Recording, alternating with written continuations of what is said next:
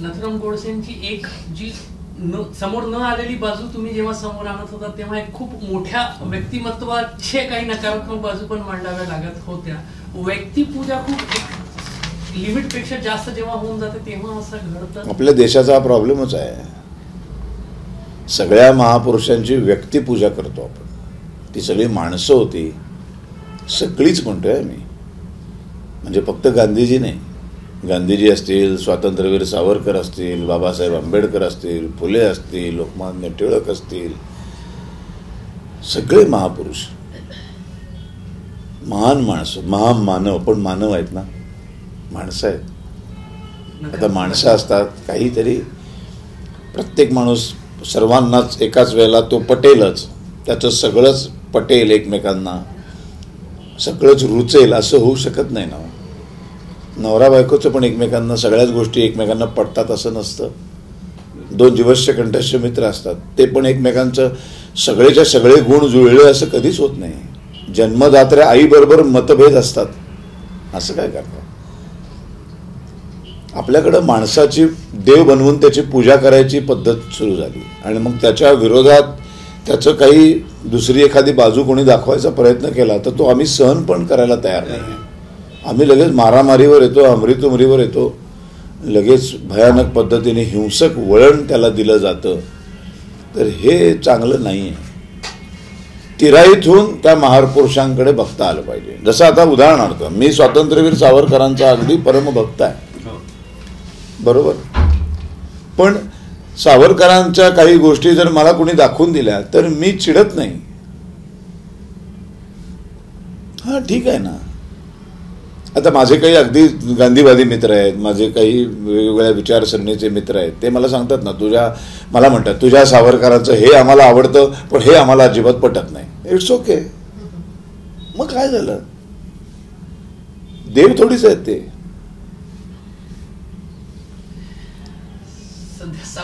खूप बोलत असतात, ते वेडा होतो त्याला, तर काय आपण बोलणार नाही का. असं ते सोडून द्या. त्याला बिचारायला काही माहीत नाही आहे. त्याला कोणीतरी काहीतरी छान समजावून सांगायला पाहिजे की सावरकर काय आहेत. एखाद्या वेळेला त्यांनी माझ्या व्याख्यानाला यावं. नाही, मी कशाला बोलवायला जाऊ. त्यांनी त्याला वाटलं समजून घ्यावं आपण. म्हणजे मला असं वाटतं की एखाद्या माणसाबद्दल आपल्याला जर आपण अज्ञानी असू तर अज्ञानातून शिव्या देणं चूक आहे. लक्षात आलं. आपण त्याचा अभ्यास करावा, त्याचं सगळं वाचावं आणि मग मत ठरवणं बरोबर आहे. मला वाटतं तो काही वाचतच नाही आहे.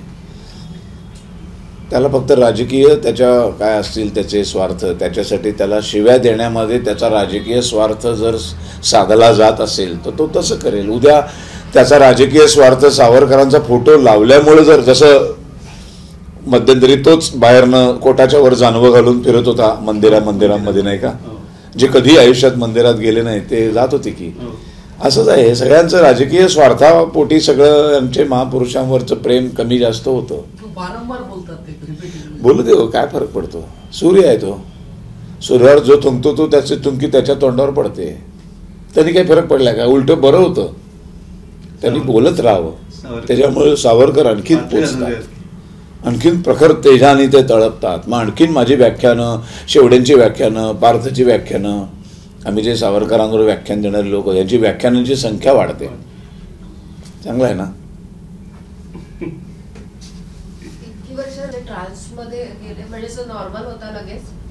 हो, मी स्टेजवर पण त्या भूमिकेच्या आत बीत नसतो कधी. नाही नाही, असं नाही. Switch on off. एक नाही, राहुल गांधी वारंवार टीका करतात आहे. इंडिया आघाडी म्हणून तयार झाली आणि उद्धव ठाकरे त्यात सहभागी आहेत. कुठेतरी सावरकरांचा अपमान होते. वारंवार उद्धव ठाकरे असं म्हणतात मी सावरकर भक्त आहे, मी सावरकर भक्त आहे. पण कुठेतरी एकीकडे सावरकर भक्त म्हणून स्वतःला समोर आणतात, दुसरीकडे राहुल गांधीच्या बाजूला पण बसतात. कसं बघता याच्याकडे साधारणतः? काय बघणार आम्ही. ते जे काय करतायत त्यांना पटतंय ते करतायत, त्यांचं त्यांना लखला. आपण काय बोलणार. काही सगळ्याच बोलण्याच्या पलीकडे गेलेलं आहे. तर न बोललेलंच बरं नाही का.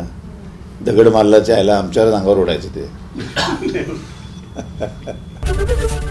एबीपी माझा, उघडा डोळे बघा नीट.